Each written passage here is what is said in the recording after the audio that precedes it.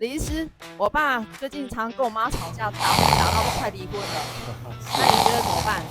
好，打呼是蛮常见的问题。一般人除了打呼之外，我们要特别注意睡觉的时候有没有合并睡眠呼吸中止症候群。我知道他到底有没有。好，这是非常好的问题。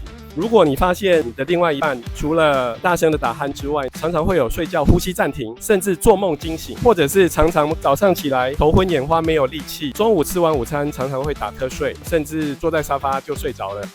这种有可能有合并睡眠呼吸中止症。如果有怀疑病患，我们会在门诊先用软式的鼻咽喉内视镜帮病患检查一下整个呼吸道的状况，看看是不是有特殊的构造造成一些呼吸道的阻塞。现在有很方便的居家型的睡眠检测，可以让我们知道病患在睡觉的时候有没有缺氧的问题，最后再安排一个合适的治疗。李医师，你讲得好清楚哦，我爸跟我妈婚姻终于有救了。赶快来找我哦。